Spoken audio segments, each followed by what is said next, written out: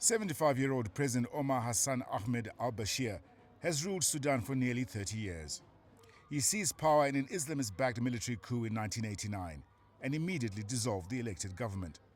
In 1989, Sudan was Africa's largest country in geographical terms, and Bashir presided over a restless south, populated by black African Sudanese, and a wealthy north, dominated by Arab Sudanese. By 2011, when South Sudan became a sovereign state, millions had lost their lives through decades of war between North and South.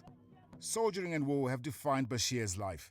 As an army commander, he spearheaded operations against the late John Garang, leader of the Sudan People's Liberation Movement, who were fighting for the South's freedom.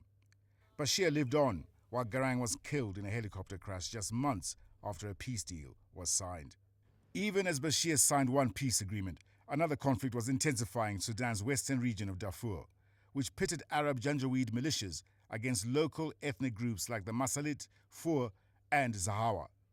President Bashir, who openly backed the Janjaweed militia, denied genocide was taking place and disputed the statistics while the world watched the brutality play out. The International Criminal Court issued warrants for his arrest in March 2009 and in July 2010, charging Bashir with 5 counts of crimes against humanity, 2 counts of war crimes, 3 counts of genocide for his army's actions in Darfur. In 2015, a South African court considered pressing the ICC's arrest warrants, but Bashir made his stay in Johannesburg a short one. And in any case, the Zuma government said they would not permit his arrest since he was a guest of the African Union. On the home front, Bashir won 2 elections in 2010 and 2015, which were largely boycotted by the opposition, but cemented his hold on power. But on December the 19th, 2018, the firm ground he walked no longer seemed secure.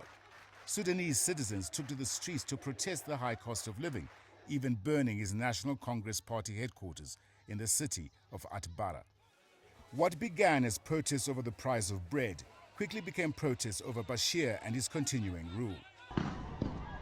As the protests continued this January, rights groups like Amnesty International say over 40 people have died and more than 1,000 have been arrested in a security clampdown where live bullets were fired at protesters. Bashir has often shown an uncanny ability to adapt to changing circumstances. After hosting Osama bin Laden in the 1990s, he adapted enough for the United States to lift the trade embargo in place for decades in October 2017. But Sudan remains on the state sponsors of terrorism list. While his actions in Darfur made him a pariah in the West, Bashir continues to enjoy the support of other Arab governments like Egypt and Qatar, who are wary of street scenes reminiscent of the Arab Spring. But it is his people, not his friends, Bashir must convince that his rule is still the best option for Sudan. Convincing his people to let him stay on will be no easy task. Can he survive? Farai, Sevenzo, CNN.